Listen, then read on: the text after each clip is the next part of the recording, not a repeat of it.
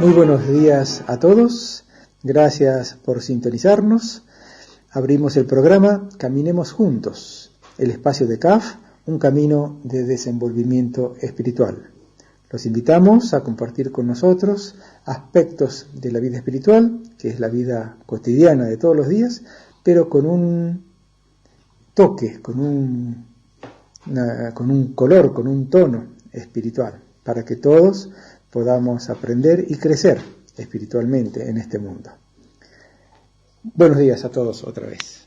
Buenos días. Acá estamos compartiendo la mesa, Juan Carlos, Félix, Manuel, Miguel y quien les habla, José. Y vamos a largar y ya nomás el primer tema de este programa. Nosotros hago la aclaración, venimos desarrollando puntos del tema general que es la mística del corazón. Mística del corazón es una de las misiones que tiene CAF que desarrollar en las almas. Cada uno tenemos que hacer un esfuerzo por conseguir esa mística del corazón.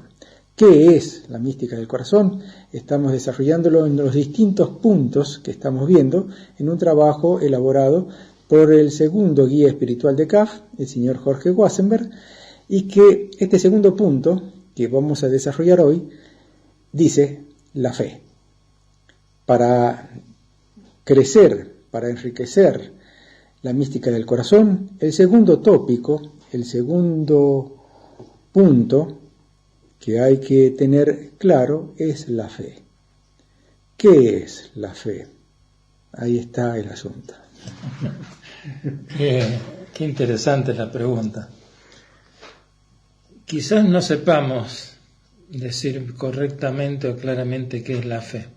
Podemos sí recurrir a un diccionario y tener una idea que nos dice la Real Academia Española con respecto a esto. Sin embargo, y además, cada ser humano lleva en sí, todos llevamos en sí, en nosotros, en cada uno, un potencial para desenvolver.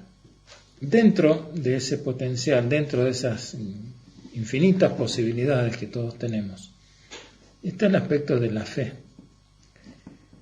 Y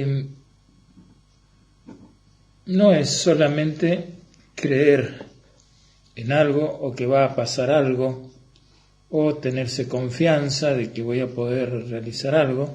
Todo eso es cierto, está bien y no hay nada que corregir al respecto. Sin embargo, además, el tema de la fe creo que va bastante más profundamente. Puede ocurrirnos en algún momento de la vida en que aquello que para nosotros era un verdadero apoyo, una persona, una organización, un aspecto de la vida que considerábamos inamovible, se mueve y nos quedamos con los pies en el aire. ¿Qué pasó? Algunas personas cuando les pasa eso, cuando sienten que algo les falló, o alguien, o una situación, o una organización, o que le falló, sienten que han perdido la fe, dicen que han perdido la fe. Sin embargo, estas mismas personas siguen trabajando, se siguen desenvolviendo, superan la dificultad, el escollo, la situación, y se rehacen a sí mismas. Bueno, esa fuerza interior para mí es lo que en este momento denominaría fe. Esa fuerza interior que nos permite rehacernos, que nos permite reenfocarnos aun cuando todo alrededor se nos venga abajo. Voy a tomar algunas palabras de Félix en el sentido de que expresó que la fe es confianza que se tiene en algo o en alguien. Yo recuerdo de otras épocas que un muchacho tuvo que rendir examen para ingresar en un industrial. y había muchas dudas en el barrio donde él vivía que fuera a probar, porque ya otros dos que lo habían intentado habían fracasado. Y se consolaban diciendo no hay dos sin tres. Entonces yo tenía que ser el tercero que iba a fracasar. Bueno, ese chico tenía una tía que le decía a todo el mundo, yo a Juan Carlos le tengo mucha F, queriendo decir fe. Rindió el examen y cuando volvió, sobre 50 puntos había sacado 45. Wow. Entonces, se armó una fiesta en la casa para celebrar el esfuerzo que se había hecho, pero también la confianza que habían puesto en ese muchachito los familiares, la tía y otras personas, entre ellos los profesores que lo habían preparado para ese examen. Yo creo que la fe es un respaldo importantísimo en la vida de las personas. Necesitamos que nos tengan fe. Y nosotros tener fe. Por ejemplo, el médico nos receta un tratamiento médico, con medicamentos, revisaciones, estudios, y uno expresa con sus familiares, yo le tengo mucha fe a este médico, sé que me va a hacer bien. Según algunos estudiosos, esa actitud favorable ante una situación nueva la mejora y la hace sumamente eficaz, porque esa actitud ayuda, colabora con el efecto terapéutico del tratamiento que está recibiendo. La fe, en especial, puede ser que algunos que nos escuchan habitualmente recuerden la película que comentamos sobre esa niña que estaba con una enfermedad que era prácticamente terminal en las condiciones que estaba. Milagro del cielo. Los milagros del cielo. Y la madre, que era muy devota, pierde la fe, es decir, pierde la creencia o la fe en que Dios la iba a ayudar y la iba a sacar adelante a su hija, por encima de todas las circunstancias. Pero tal como se iban dando las cosas, ella llega al punto en que reniega de la fe. ¿De quién está renegando realmente? Está renegando de aquello que está más allá de eso que con lo que ella se identificaba, con lo trascendente, con lo divino, dentro de su iglesia. Es decir, se siente desamparada. Entonces, como decía Juan Carlos, la fe es una fuerza interior que de alguna manera nos pone por encima de nosotros mismos y nos hace sentir que lo que va a ocurrir o lo que tiene que ocurrir realmente va a ser así, aunque todas las circunstancias sean en contra. Pero nosotros somos seres débiles y estamos muy expuestos a ser descreídos.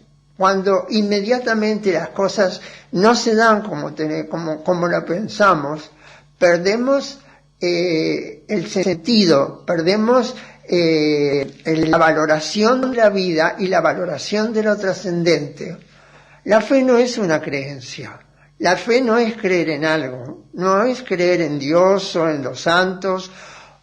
La fe es algo que surge de adentro, que nosotros tenemos que movilizar, porque de esa manera vamos a tener una energía que está mucho más allá de la que habitualmente nos mueve cada día. Y en esa oportunidad ocurrió el milagro. Sí, allí es como que retomó la fe esa señora porque se había producido algo inesperado. Volvió a tener esa confianza en Dios o en lo trascendente. Pero yo quisiera hacer una reflexión sobre algo que va como más allá, me parece. Una vez leí un escrito, una enseñanza de Kaf, que hablaba de la fe pura. Y me da la impresión que se refería a una fe que va más allá de los dogmas.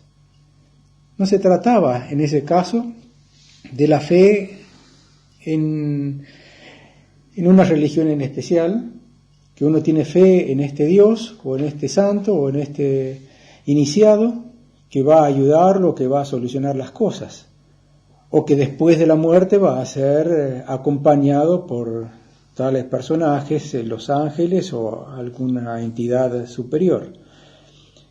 En ese escrito de la fe pura no se refería a la confianza, a esa fe terrenal, a esa fe en un dogma, a esa fe en una religión, sino me parece a algo mucho más trascendente, algo que ya nombraba Manuel, algo interior y trascendente. Podemos llamarle energía divina, podemos llamarle Dios, podemos llamarle algo incomprensible e inalcanzable para la mente humana, que nos trasciende, que está más allá. Y no siempre significa que se vayan a cumplir las cosas o que me vayan a ayudar de la forma en que yo espero recibir la ayuda. Es decir, si tengo una enfermedad, a lo mejor yo espero que la fe sería como esperar que me solucionen y que me sane y que me recobre la salud. Pero si no es así, no, la fe en ese caso es el aprendizaje, el estar dispuesto, el estar abierto a recibir la enseñanza que significa, ya sea padecer la enfermedad, recuperar la salud o perderla. Es como que se pone más allá del alcance de la mente humana. Siguiendo con lo que se está diciendo, también veo que esto que queremos decir que está más allá no significa que no está bien o que uno no tenga que tener una religión o un camino espiritual o ser devoto de un santo. Todo eso está bien. Es necesario. Y es necesario. El tema, me parece a mí, tomando el ejemplo que daba Manuel de la película, cuando la madre toca fondo, es decir, llega a una desesperación, llega a un acabose, cuando la nena está dentro del árbol, que se ha caído, y la tienen que rescatar, y está inconsciente, no responde. Y ahí llega al límite de los límites, y reza porque es la herramienta que ella tiene a mano, es lo que ella conoce, le ruega a ese Dios en el cual ella creía que ya no creía, y sin embargo, se da cuenta que sí, y pone todo su ser en eso. Entonces, ahí es donde, digamos, se hace pie, donde cuando la persona toca fondo. Y a veces eso nos duele o nos molesta o nos hace sufrir mucho, porque ¿qué significa tocar fondo en una situación? Que se nos acaba todo. Se nos cae la estantería, no tenemos más respuestas. Y tenemos que reinventarnos, es decir, rehacernos. Bueno, ahí está, me parece, ese punto en que aparece la fe pura que se hacía alusión recién y que todos los seres los tenemos, más allá de la religión a que pertenezcamos o creamos que no tenemos religión. Es lo mismo, es una fuerza del ser. La mística del corazón no necesita de un dogma para que se pueda expresar en un individuo. Por eso puede ser la respuesta a una situación de un ateo o de un devoto. Pero es una fuerza que está por encima de la creencia. Es decir, yo creo en Dios. Yo creo que esto va a ser positivo. yo sé que vamos a salir adelante. No es eso. Es esa fuerza que decíamos, ponemos de manifiesto cuando tocamos resortes de nuestra conciencia y de nuestro inconsciente que ponen en movimiento energías que en otras circunstancias somos incapaces de generar. Entonces yo no necesito creer en un Dios o en un dogma. Yo necesito tener la posibilidad de movilizarme y movilizar esa energía interior que realmente va a llegar al punto donde es necesario. Claro, sí, así es, tal cual. Yo quisiera agregar también un ejemplo. Una vez conocí a una persona atea, se autodenominaba ateo, no creía en ningún ser trascendente ni superior, pero yo vi en esa persona un gran esfuerzo por mejorar siempre en las relaciones humanas. Y cuando tenía una equivocación, cuando tenía un desfasaje, cuando tenía un roce con alguna persona, era realmente emprendedor para solucionar lo que había ocurrido. Y no creía en Dios. Entonces yo me preguntaba, y acá viene también la complementación a lo que decía Manuel. No importa si se cree o no se cree. Si el espíritu interior es de crecimiento humano, de crecimiento espiritual, llamémosle espiritual, porque va a solucionar las relaciones humanas, tiene una fe en que debe crecer humanamente, debe crecer como ser humano, como alma, o como quiera llamarse, para mejorar la relación humana, para mejorar el mundo, para mejorar su familia, su entorno, su vida, todo. ¿No es eso acaso una fe también? Pensando en la fe y los lindos términos en que se está exponiendo, yo encuentro que en la fe hay también un aspecto intuitivo. Por ejemplo, en una oportunidad había que hacer un pozo en el campo donde vivimos para sacar agua, porque la zona donde se decidió que había que sacar agua estaba alejada de la casa y teníamos animales pastoreando en la pradera que habíamos cultivado. Estaba bastante lejos. Fue un hombre allí, miró el lugar, hizo unos gestos y dijo: excaven acá. Señaló con un palito, clavándolo en el suelo. Después vino la máquina excavadora, hizo la perforación y, oh sorpresa, salía agua. Quiere decir que esta persona, más allá de su condición humana, igual que cualquiera de nosotros, tenía una percepción intuitiva que lo llevaba a tomar decisiones que eran buenas para él y para otros. Sí. Bueno, antes de invitarlos a escuchar un poco de música, le voy a hacer una anticipación. La anticipación es del tercer bloque. Vamos a hablar de Bernadette Soubirous. Y es un caso increíble también.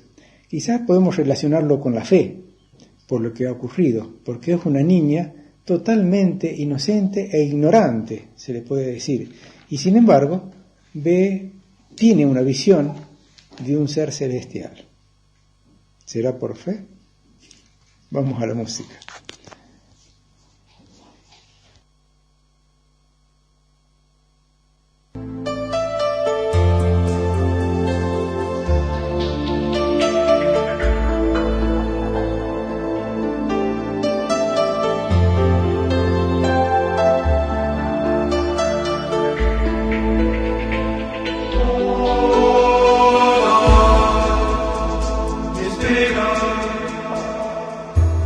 It's bigger than you.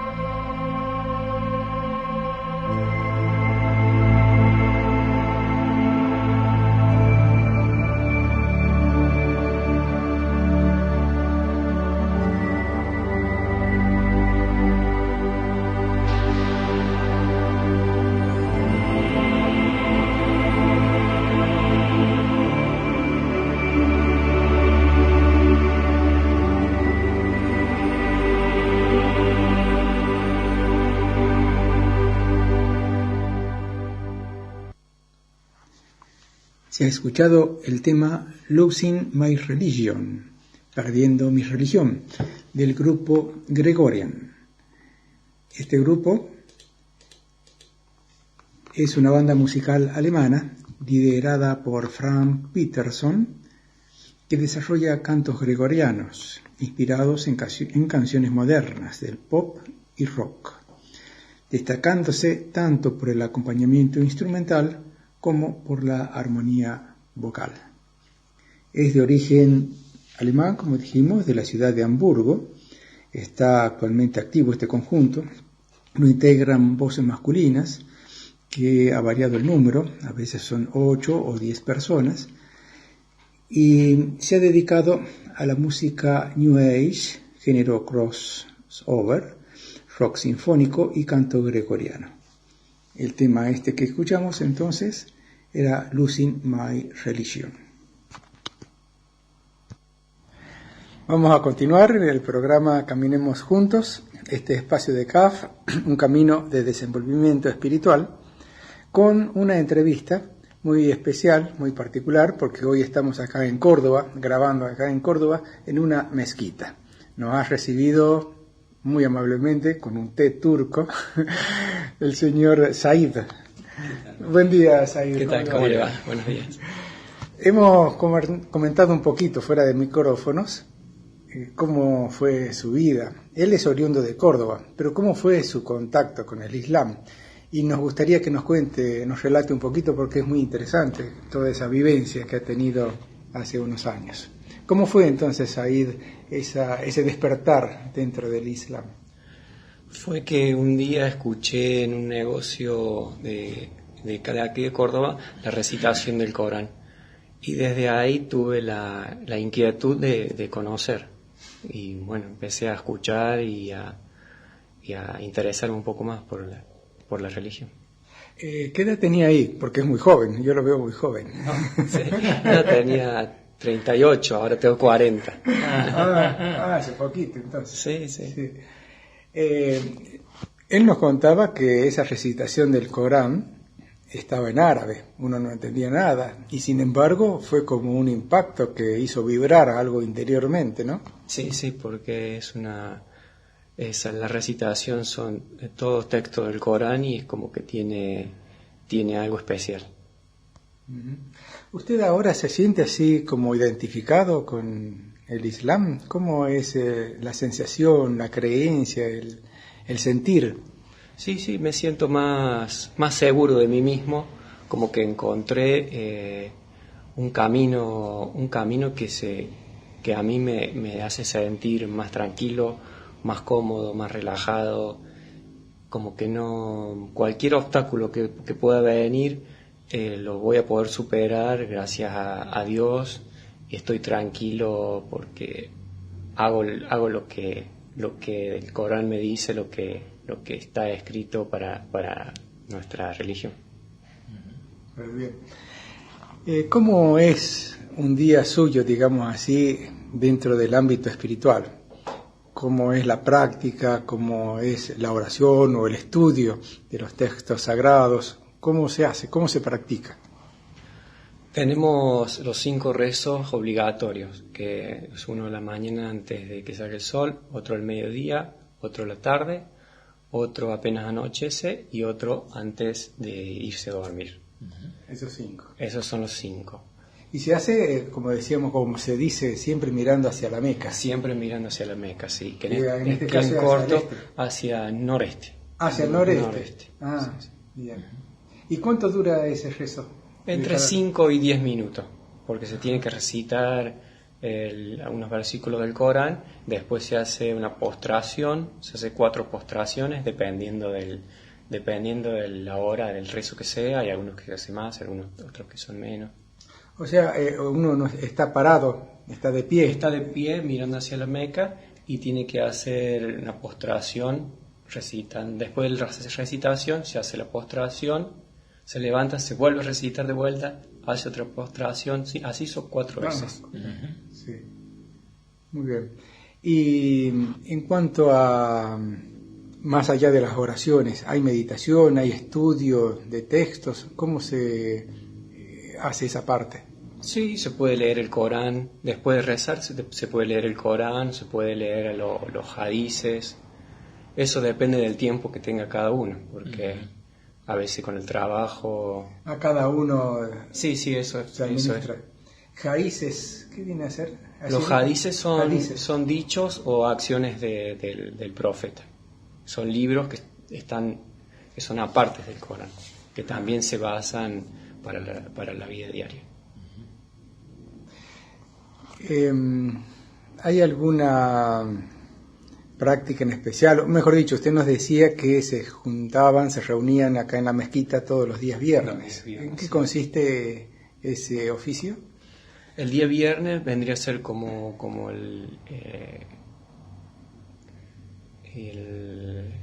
hay un día sagrado. Sí, es el día sagrado que se guarda para que se junte la comunidad, y hay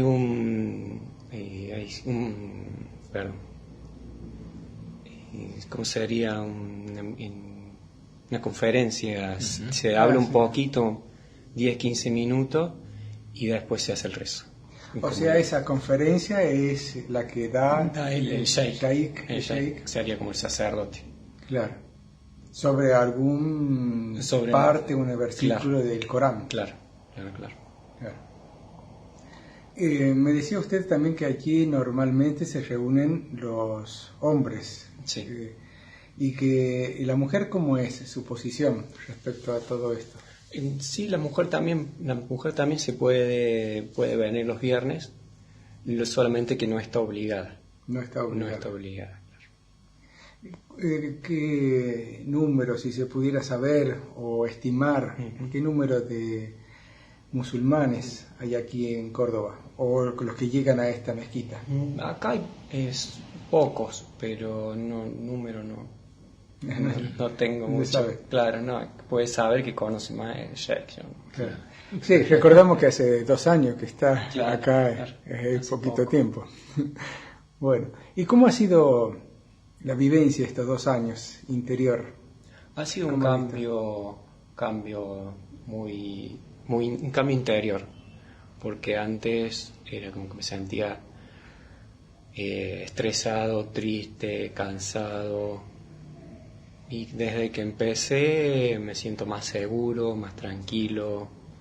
Como que encontró su lugar. Claro, como que encontré un lugar de contención, un lugar espiritual que uno puede estar, que tiene sus momentos para meditar, para pensar, para analizar y estar tranquilo para después poder salir a la vida cotidiana.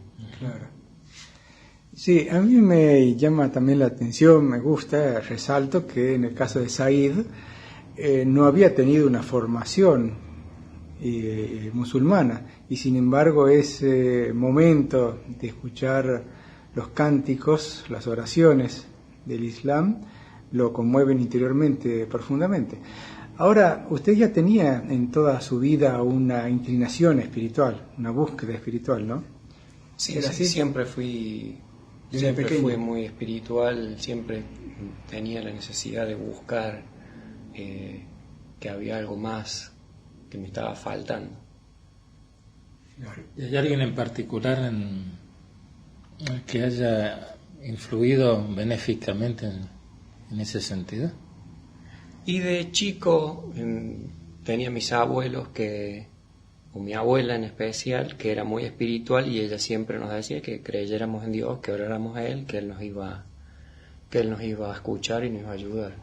Entonces como que ella fue la que me inspiró a que buscara. ¿Cómo, no sé si le preguntamos ya, el tema de la jerarquía en el Islam? Sí, en el Islam solamente hay un sheikh encargado de la mezquita, no hay mucha jerarquía, cualquiera puede que sepa rezar bien, puede suplantarlo al sheikh en el rezo. Él es el que dirige el rezo, los días viernes. Los días viernes. Bueno, ¿cómo es, digamos, la búsqueda de almas? Mejor dicho, si es que habrá movilización interior de alguna otra persona que quiera por ahí buscar su integridad en el Islam. ¿Cómo se hace allí? ¿Hay alguna práctica, hay alguna búsqueda de esas almas que quieran encontrar a Dios a través del Islam? Sí, todo el que venga y quiera preguntar, acá siempre las puertas están abiertas, pero no se puede obligar a nadie, nosotros estamos para el que necesite, pero no podemos obligar a nadie a que crea en el Islam. Sí. Claro. Sí. Y su relación interior, digamos así, con otras creencias, otras religiones, ¿cómo lo ves? Yo, la espiritualidad, en mi caso, el Islam acepta todas las religiones, no está en contra de ninguna, y creo que deberíamos estar todas en paz y armonía porque todos buscamos lo mismo. Claro. Unión con Dios. Claro, Unión con Dios. ¿Y qué significa Islam? Islam significa la paz. La paz. De ahí surge el... ¿Ese término empieza después de Mahoma? Claro. Fue él que en un comienzo él siempre se apartaba de la ciudad para estar solo, para meditar, y ahí fue cuando recibe la visita del ángel Gabriel, que le dice que escribe el Corán.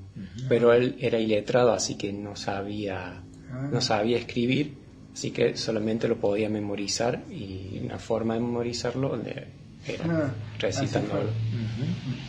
Muy bien. ¿Qué más?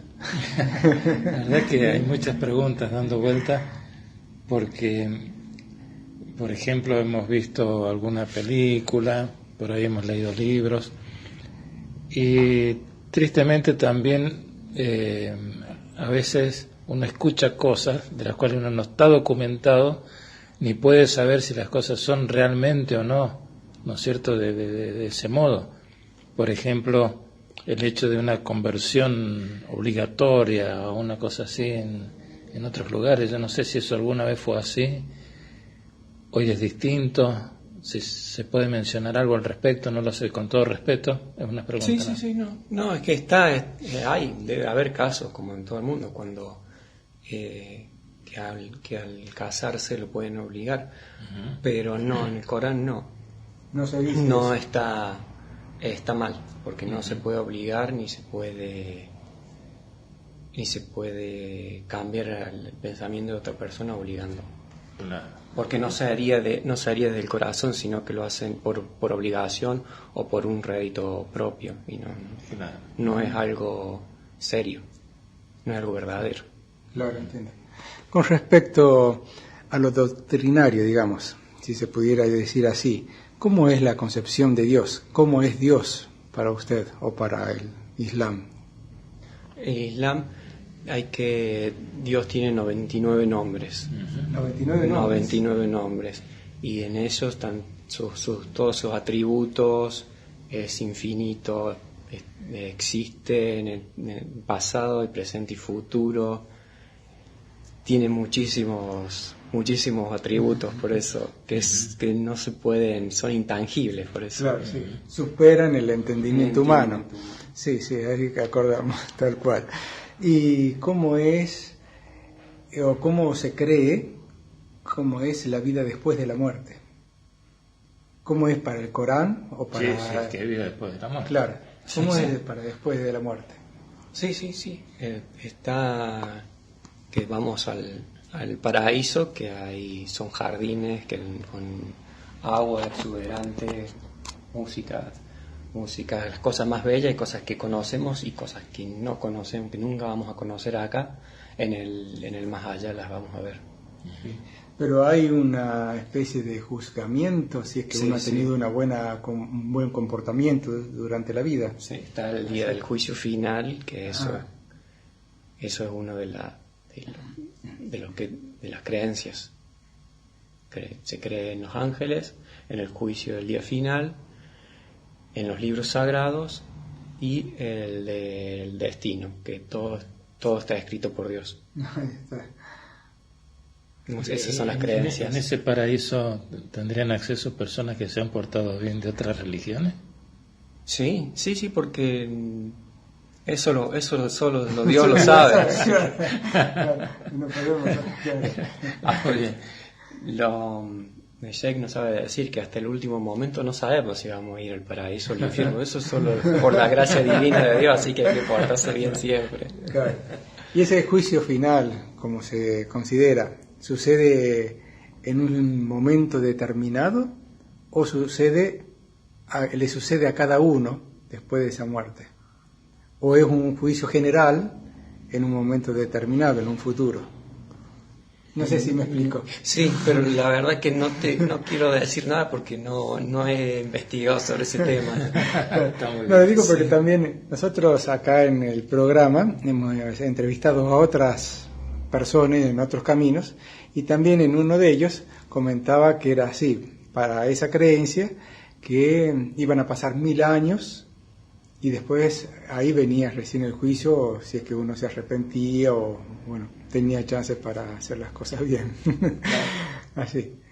No hay así de esa forma. Hay cosas escritas, pero yo todavía no he estudiado esa parte, no he llegado.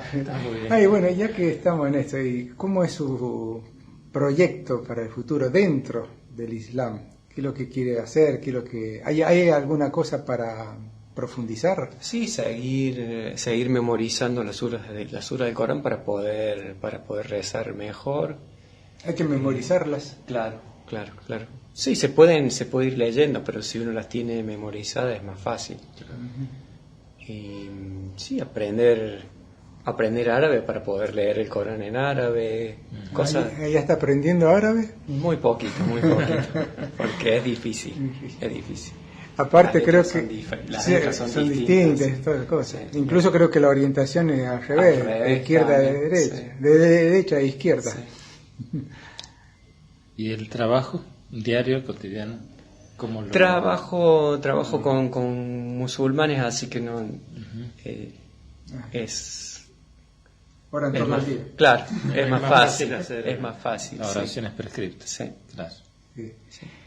Hay dentro del islamismo el hecho de comunidades o monasterios, algo digamos así para semejante o que signifique eso. No, se mezcla, la vida cotidiana está muy junto con la vida religiosa, así que monasterios no hay.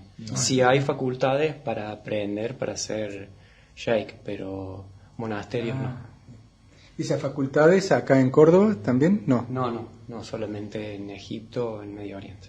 Allá. Sí. O sea, quienes quieren hacer una profundización, digamos así, sobre el Corán y todo eso, tienen que ir a Oriente, Medio Oriente. Sí, gratuitas, sí. Gracias. Sí, sería lindo, pero es lejos. Sí, claro, está bien. Bueno, no sé si usted tiene algo más o... No, la verdad que me ha impactado mucho el lugar también. Es precisamente como una paz muy linda en esta casa. Sí, una paz, un silencio, como una tranquilidad, una especie de serenidad. De Córdoba.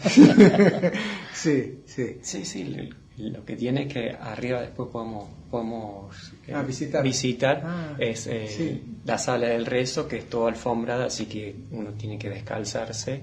Ajá. Y ahí es casi que se habla poco.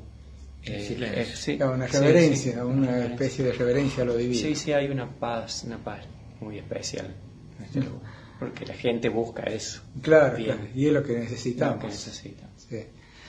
Bueno, yo le quiero agradecer muy especialmente a Said, que nos ha recibido acá, y tomar el nombre de nuestro programa, que se llama Caminemos Juntos, como lema para que sigamos caminando hacia Dios en la creencia que cada uno tenga, y que, bueno, eso nos lleve a unirnos cada vez más con los seres humanos. Así que gracias, Said. Muchas gracias a usted y que así sea.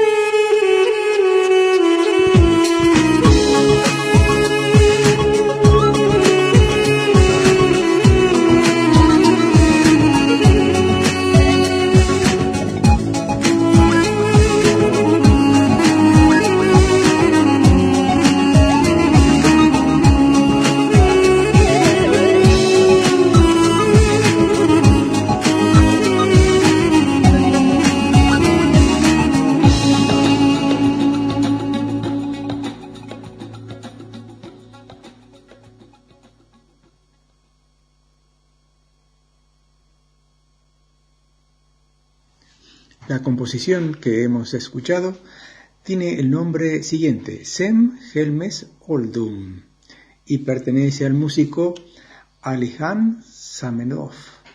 Con esto queremos dar lugar también a la música oriental, a la música musulmana, porque este señor ha nacido en Azerbaiyán, un país que se encuentra al oeste de Turquía y de Armenia. La capital Bakú es famosa por tener una muralla interior especial que data del siglo XV. Esta música es compuesta también por el señor Alihan Zamenhof, y él se ha dedicado mucho a la música instrumental y especialmente a los instrumentos de viento. Nacido en 1964 en Sumqayit, es un músico conocido por tocar instrumentos de viento e instrumentos populares de Azerbaiyán. Esta música entonces se llamaba Sem Helmes Oldum.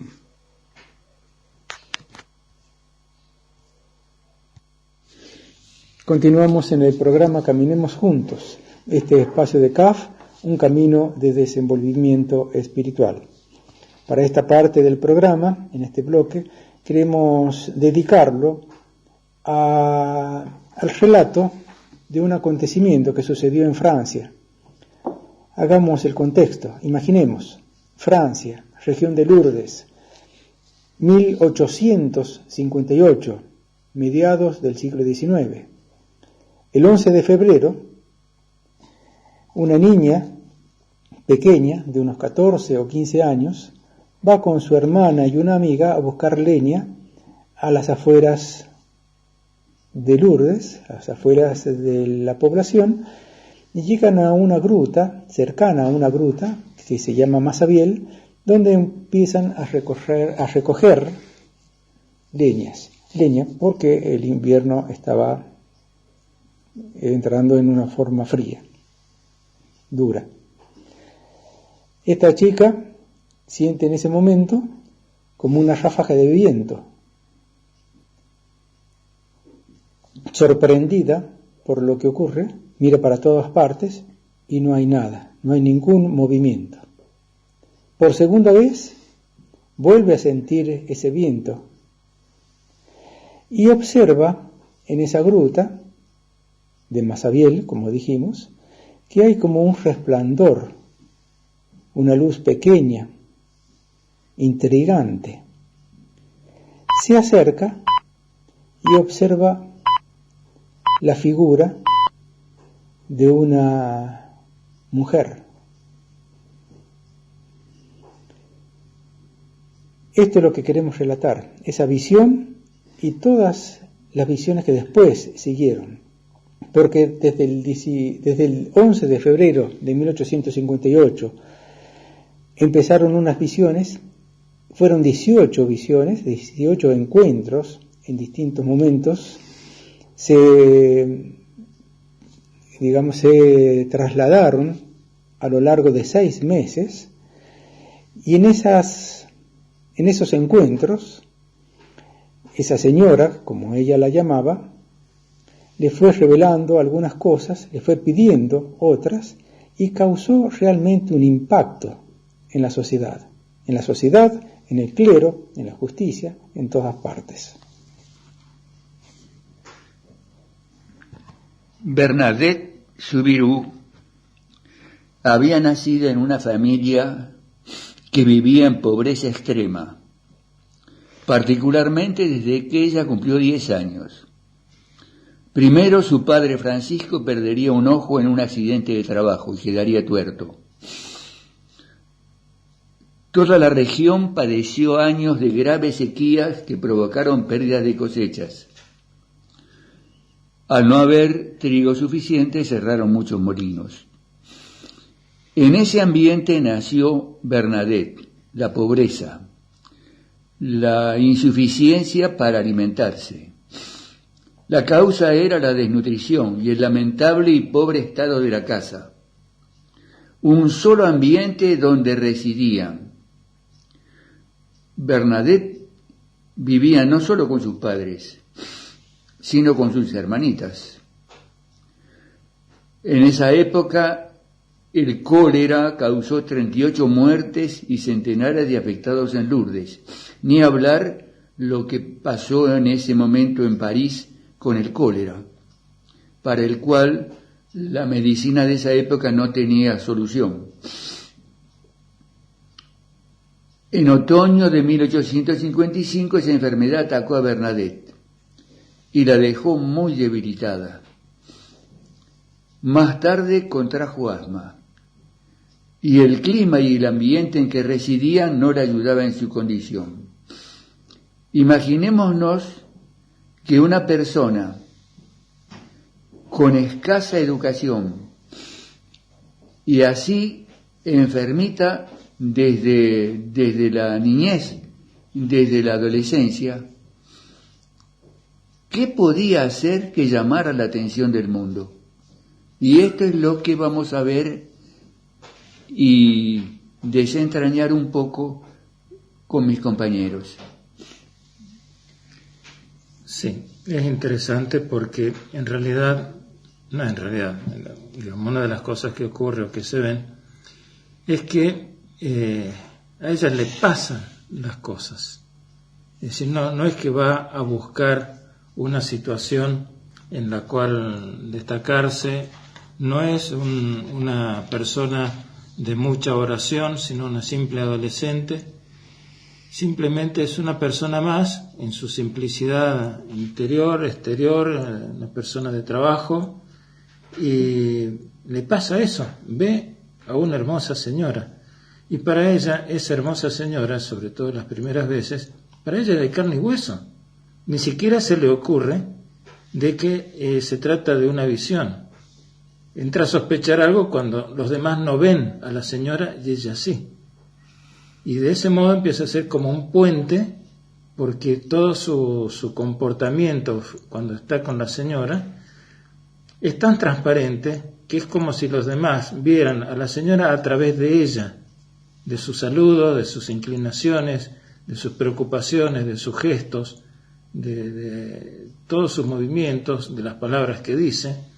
Entonces se hace un poco como un espejo de los cuales los demás no pueden ver, pero sí ven o captan algo a través de ella. Y esa simplicidad, esa sinceridad es lo que les llega a los demás y empieza a impactarlas. Pero esto es nada más que el comienzo de algo que será extraordinario. Por supuesto que esa es la actitud de los vecinos. Este es un lugar chico, los rumores corren rápido y la gente naturalmente en esa época era crédula. Entonces enseguida se pusieron del lado de ella, que era realidad lo que ella describía. Pero el impacto los tienen las autoridades, sobre todo la eclesiástica, las autoridades de seguridad, porque naturalmente ponían en duda la actitud o lo que estaba sucediendo. Es decir, porque estamos hablando de un milagro y la gente no está acostumbrada a tener milagros al alcance de la mano. Pero ¿qué es lo que pasa? Eso trae cada vez más adeptos y era una época muy difícil y de mucha carencia en Francia. Entonces, poco a poco la señora se va abriendo, ¿no es cierto? Y va a conversar con ella. La gente ve que está conversando, que mueve los labios, pero no escuchan de qué están hablando. Generalmente lo hacen después de una oración o de hacer el rosario. Y luego, generalmente, también viene la petición. Dentro de esas peticiones, de esas apariciones, que fueron 18 en total, le piden que mucha oración, y también que hicieran procesiones al lugar. ¿No es cierto? Penitencia. Esa era una de las palabras que pronunciaba con mayor frecuencia. Penitencia, penitencia, penitencia. Después suceden dos hechos extraordinarios. Sí, hay muchas cosas. Hay que decir, como ya comentamos, que las autoridades eclesiásticas no podían dar una explicación doctrinaria a las apariciones. Incluso hay que saber también que había habido en ese momento otras niñas en distintos lugares de Francia que tenían sus visiones. Y ante esas situaciones, muchos piensan también que pueden ser alucinaciones, imaginaciones, fantasías, como de hecho muchas son así. Pero en este caso, esta niña, tan humilde, tan sincera, tan franca, y que repetía con tanta sinceridad lo que había visto, puso al dogma en jaque. Y tuvieron que vérselas para poder solucionar todas esas cosas. Hay una de las apariciones que ella visita cuando Bernadette está observando esa visión, mucha gente congregada, 100, 200 personas, hay un médico observándola al lado, un científico. Puede ver y describe el rostro terso cuando está en éxtasis, cuando no ve nada más que su visión. Puede tomar la temperatura de la pequeña, puede observar sus pupilas, sus ojos, hacer un análisis científico y simplemente puede describir un estado de éxtasis, un estado corporal de un éxtasis que está viendo interiormente. Realmente algo admirable. En cuanto a las, digamos, lo que se decía recién de las autoridades eclesiásticas, es lógico porque ya habían ocurrido en Francia fraudes que tenían esa apariencia similar y que habían dejado muy mal parada a la iglesia en alguna parte de Francia. Entonces, por supuesto que había más que desconfianza. Pero después ocurren otras cosas, otros hechos que, podríamos decir, por los frutos lo conoceréis, que van más allá de la subjetividad de la niña. Aparece un manantial. En ese manantial se cura un niño y después se cura más gente. Hay toda una comisión que investiga cada una de las curaciones. Entonces, para que una entidad como la Iglesia pueda decir que algo es un milagro, es una palabra muy grande y que necesita toda una investigación, necesita una cantidad de condiciones para que un hecho sea considerado realmente un milagro. Quería decir que el primer aspecto que crea todo un dilema y una gran contradicción es cuando la señora le revela su nombre y le dice: yo soy la Inmaculada Concepción. Y la Iglesia no tiene explicación para eso, porque la Inmaculada Concepción no es nadie en especial. Entonces, ¿cómo una niña que no tenía educación, que no tenía formación, que no sabía ni leer ni escribir, podía pronunciar una palabra de ese nivel? Y además, que no tenía consistencia. Pero a la larga tuvieron que ir reconociendo que esa era la realidad que estaban viviendo todos los que tenían relación con este hecho. Sí, eso causó un cisma, realmente un cisma en la Iglesia. Pero bueno, hacemos un pequeño corte, los invitamos a disfrutar un poquito de música y volvemos. Gracias.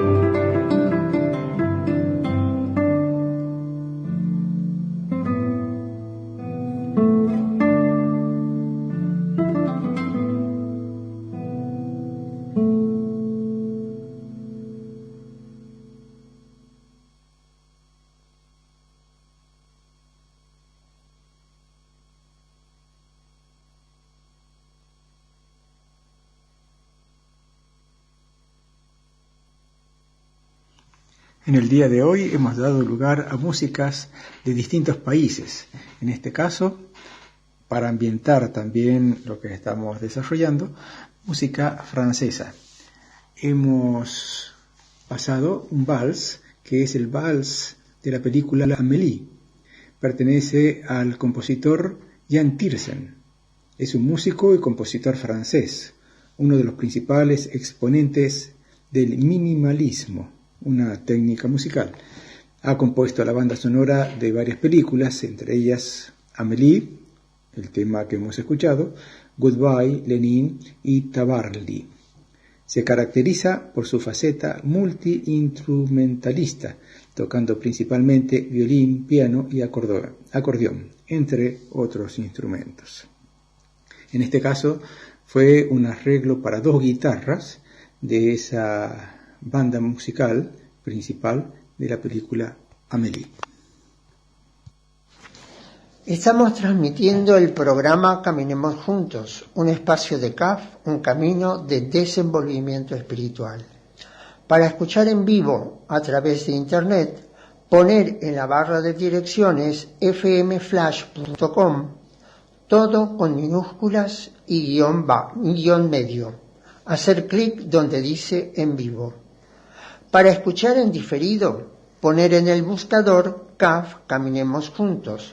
Luego hacer clic en la solapa donde dice videos. Para informarse sobre CAF, sobre el camino espiritual, en el sitio de la web poner www.caf.org. Considerar que CAF se escribe C-A-F-H. Los teléfonos, por ejemplo, de la radio 03546 420-007, o bien los teléfonos celulares 03546 538-109 o 538-112. Estamos en Flash FM 107.7. Gracias. Muy bien, vamos a continuar con el relato que estábamos haciendo acerca de Bernadette Soubirous. Yo quisiera hacer una corrección, una autocorrección, porque yo utilicé una palabra que es cisma de la Iglesia y era mejor decir sismo, que son cosas muy distintas. Es como un choque, como un impacto, como una vibración que desacomoda un poco las cosas para después que queden ubicadas como deben ser. Eso produjo toda esta historia de Bernadette. Sí, a mí me gustaría agregar algunas anécdotas que son serias, y es que cuando está en todo este asunto se produce, diríamos, una verdadera guerra. Las autoridades civiles quieren impedir que la nena siga yendo a la gruta por todo el lío que les causa. Ella inocentemente está, digamos, hablando en nuestro léxico, enamorada de la señora, y lo único que quiere ella es cumplir con lo que la señora le ha pedido. Entonces, ocurren situaciones tales como el comisario se la lleva a la comisaría a interrogarla y le hace pasar un momento bastante malo. Ahí hay algo de tortura psíquica, diríamos así. No la toca, no la golpea, pero le grita, la quiere confundir con preguntas que repite. Él anota lo que le dice la chica y después él cambia lo que le dijo y ella se enoja. Dice, yo no dije eso, señor. Él se la tiene muy clara y lo deja bastante mal parado al comisario. Después se la lleva el juez y con el juez pasa algo similar. En lo último que dicen, bueno, hagámosla pasar por loca, y se buscan a un profesor, psiquiatra o psicólogo, ¿no es cierto?, que la quiere encerrar. Una vez que está encerrada, que salga si puede.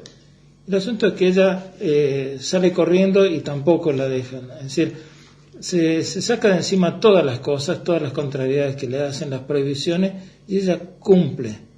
En esa simplicidad que se dice tan brevemente ocurren muchas otras cosas en donde realmente se ve que es una verdadera guerra, porque todo esto había llegado nada menos que al mismo emperador, al rey de Francia, a su ministerio, a sus ministros, y él le dice: sáquenme esas visiones de encima, pero no dice cómo. Bueno, lo que pasa es que en ningún momento ella se contradice de lo que dice. Es decir, no se confunde, aunque todos estaban tratando de hacer que eso sucediera.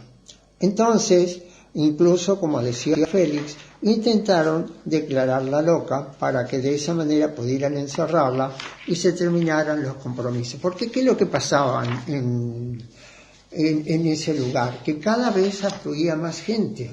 Los alojamientos eran insuficientes. La gente tenía que dormir prácticamente a la intemperie, pero no se iban. Entonces, las autoridades se veían en una situación que no sabían cómo resolver. Y la Iglesia también se veía en una situación que no sabían cómo resolver, porque no era un hecho que sucedía con cierta cotidianidad. Eso. Entonces, en realidad todo el mundo estaba con confundido. cierta frecuencia, digamos. Sí, Todo el mundo estaba confundido. así es. Claro, porque algunos principios, algunas estructuras doctrinarias tenían que revisarse y, bueno, reacomodarse, como habíamos dicho antes. Yo quisiera hacer como un paréntesis, como una acotación al margen, porque todo esto que estamos relatando ha sido vivenciado por nosotros a través de un relato que hizo un escritor austríaco, Franz Werfel, que él escribió con mucho detalle en una novela que se llama La canción de Bernadette, toda esta historia. ¿Qué pasa con este señor Franz Werfel? En 1941,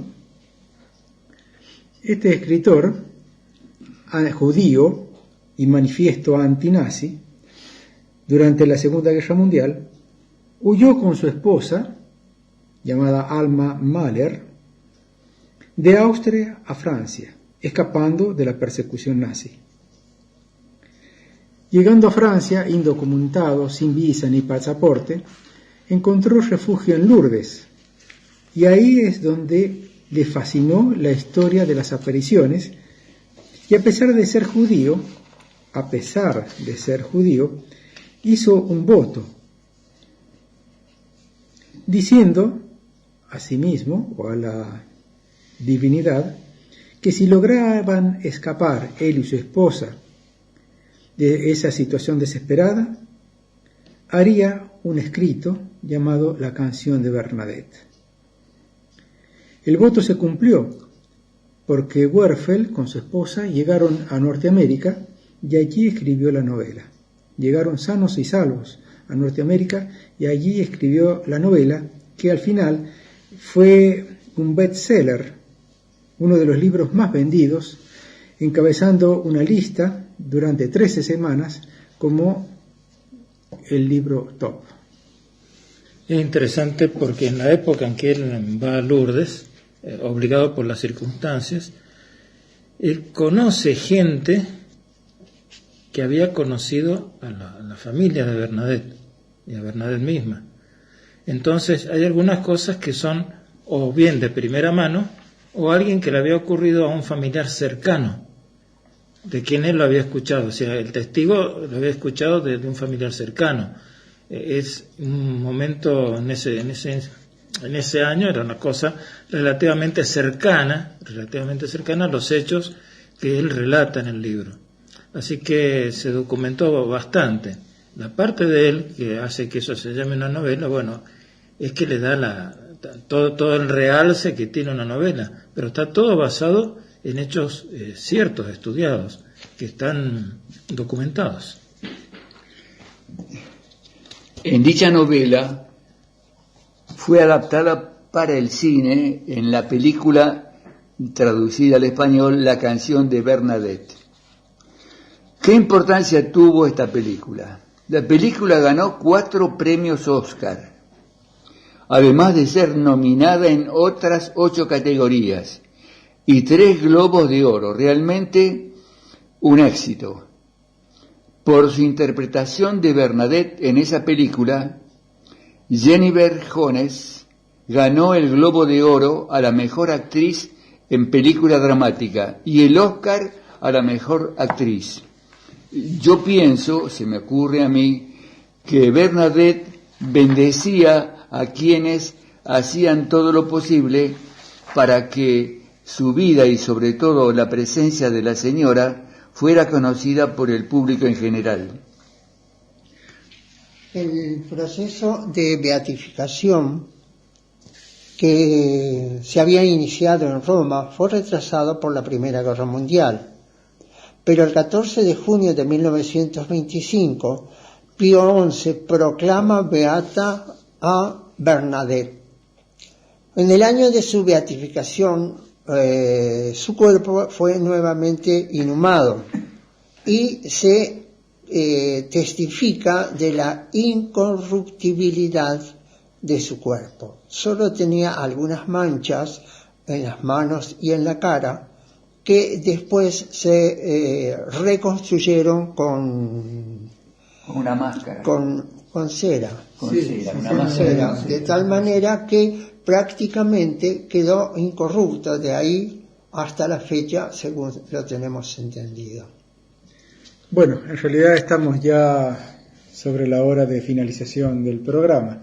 Vamos a dejar el tema planteado y quizás tengamos que retomarlo para dar otras informaciones de algo tan curioso y tan impresionante como fue esta historia, como es esta historia.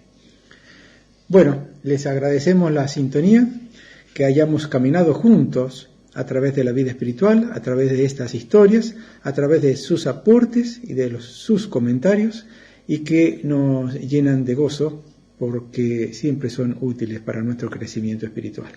Muchas gracias. Muchas gracias en nombre de todos, porque aquí estamos reunidos José, Miguel, Manuel, Félix y quien les habla, Juan Carlos. Recordemos también a nuestros amigos de Radio Vuelos, que están todos los sábados de 16 a 17 horas. A pesar de la cuarentena, se las han ingeniado para poder estar con nosotros y darnos ese hermoso programa en vivo, porque tienen más tecnología que nosotros.